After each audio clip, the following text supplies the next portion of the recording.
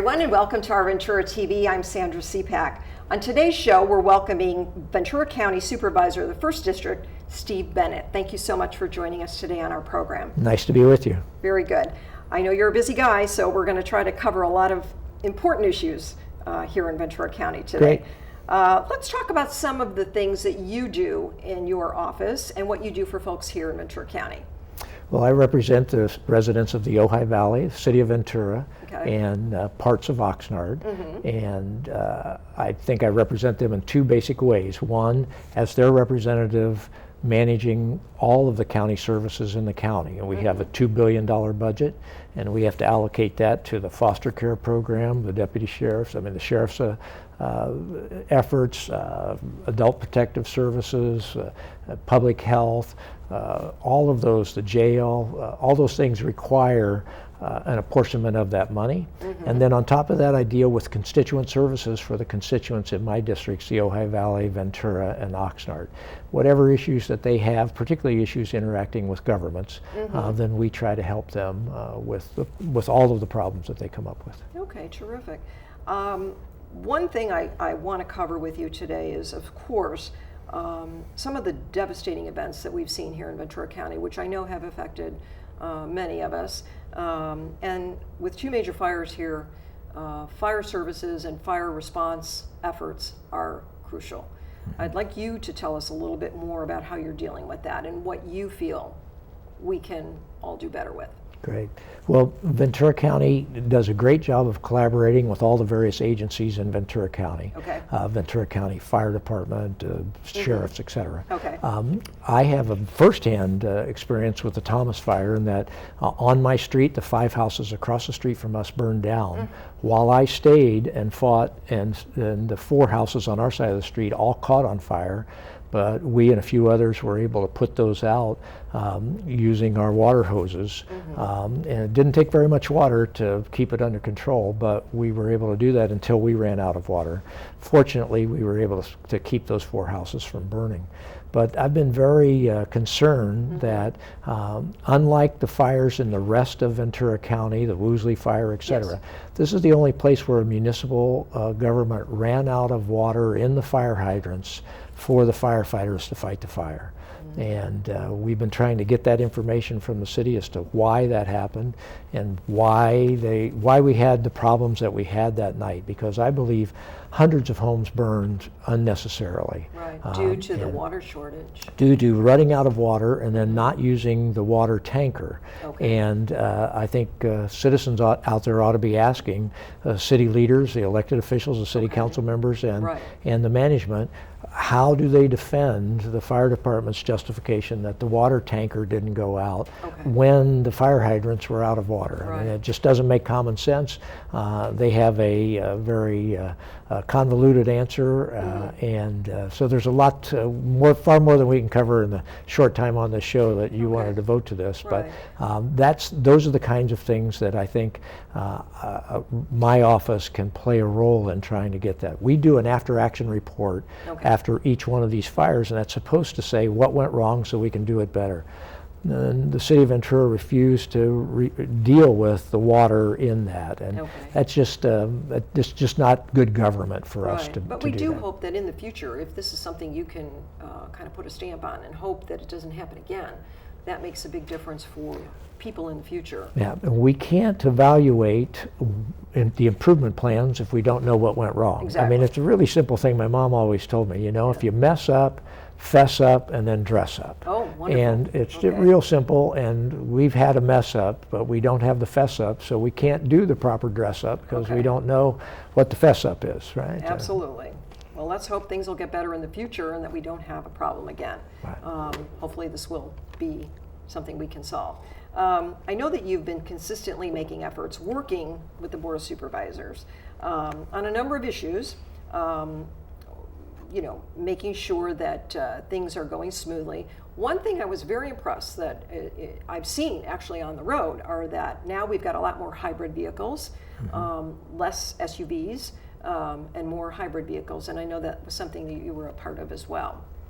Well, early, right after I got elected in 2001, 2002, we started pushing for the county to start adopting hybrid vehicles. Back when that was fairly new and revolutionary in terms of an auto technology.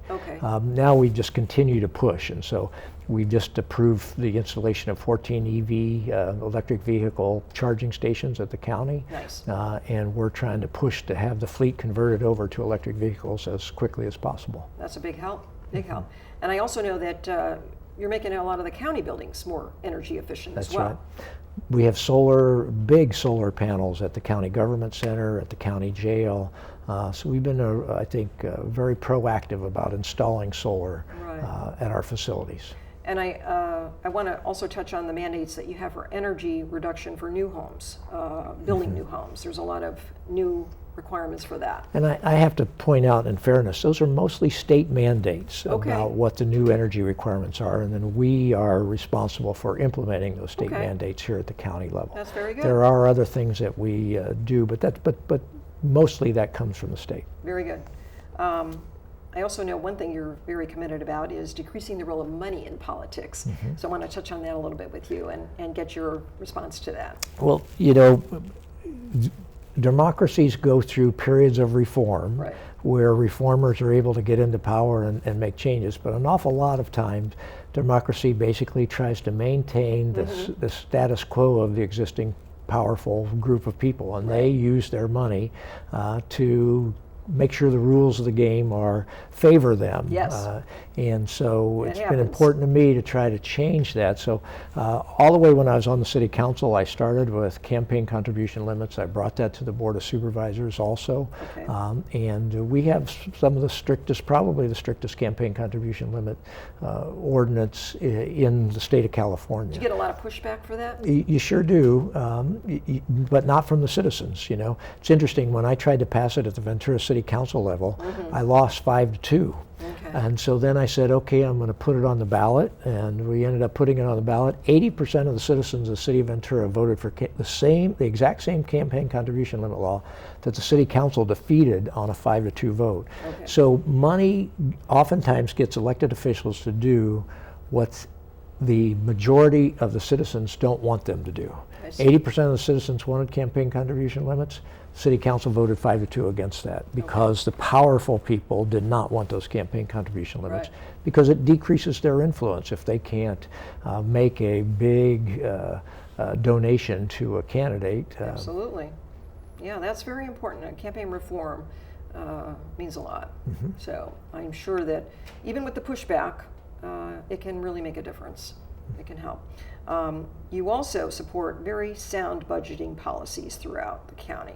I wanted you to elaborate on that a little bit too, on how this keeps the budget in check and keeps everything working effectively. When I was elected in 2000, Ventura County's reserves had gone to zero. They had no reserves left.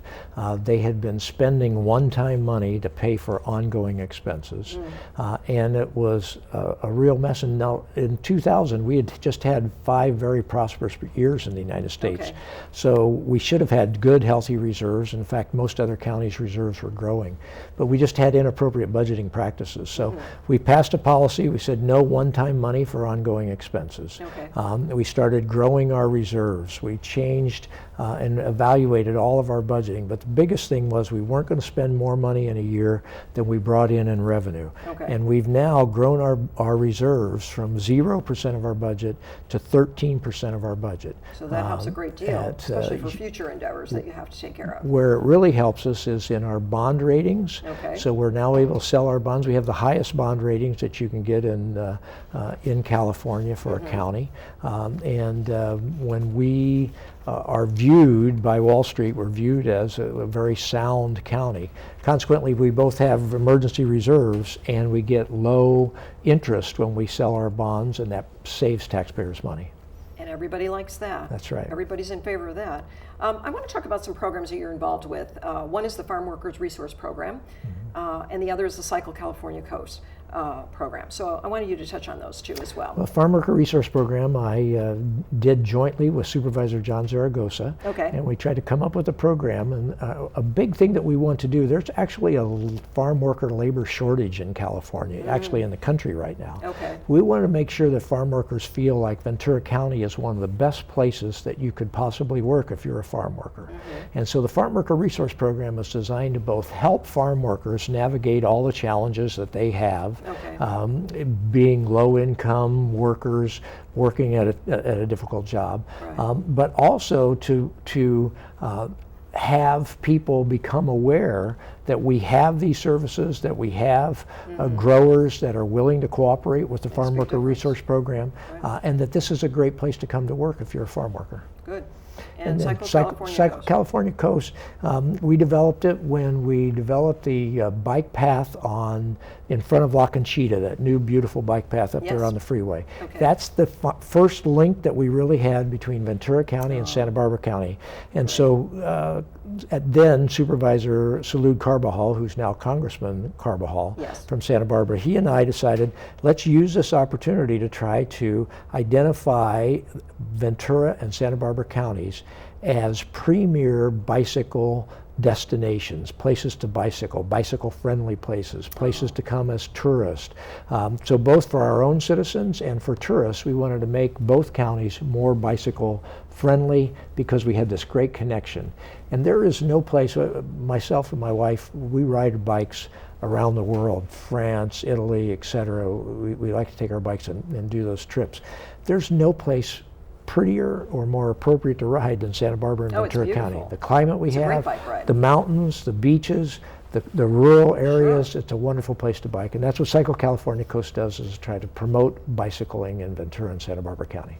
I know another issue that really, of course, we talked about it in the beginning of the show, was the water. Water and groundwater. I know that those are some things that you're very passionate about. Keeping an eye on here in Ventura County. One of the most valuable resources we have in Ventura County is the fresh groundwater that's been built up on the Oxnard Plain, literally over thousands of years.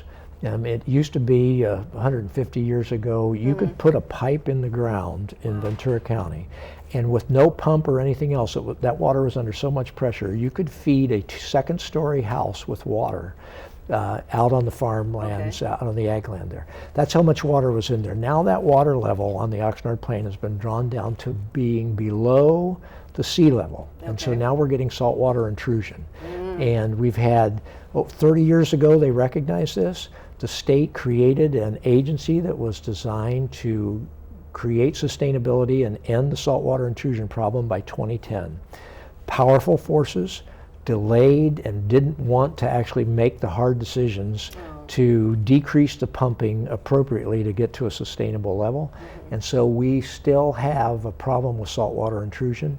And what I'm fighting to do is try to keep them from slowing the process down on making the hard decisions to get that groundwater into a sustainable pumping, at a sustainable pumping level. Very good.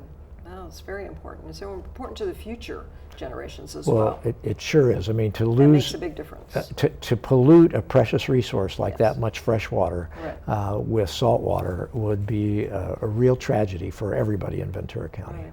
What are some of the things you hope to do in the next couple months?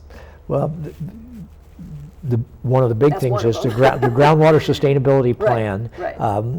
I sit on the Groundwater Sustainable Management Agency as Fox Canyon Groundwater Management Agency is that agency. So I'm the one representative representing county residents. Then there's one representative representing all the cities, and then three of the other three seats are controlled by two groundwater pumping agencies, and then the Farm Bureau has an appointment there. So trying to make sure that we actually stay on track in terms of making these hard decisions and not kick the can 10 down the road. That's one. The second is I have a lawsuit with the city of Ventura trying to force them to release the information that they refused to release about the Thomas fire. Those are two big ones, and then I'm always passionate about the foster children in Ventura County. I try to end every interview saying, if you can help the foster children in Ventura County by becoming a foster parent or by supporting the foster care system, we all should view the foster children in Ventura County as our extended family. Very good. And we should take care of those kids. Could you give us your website so that we could get some more information on Yeah, some of that go to information? go to venturacounty.org, and you will www.venturacounty.org, and you have all of the supervisors' websites there, and Wonderful. people can contact us. We want to get people over to your website to take a look at some of the things you're doing. Great, thank you very Terrific. much. Thank you so very much, Ventura County Supervisor from District 1, Steve Bennett. Thank you so much. You're welcome. Thank you. Appreciate your time. You're welcome. And thank all of you for joining us today on Our Ventura TV. I look forward to seeing you next time. Bye, everyone.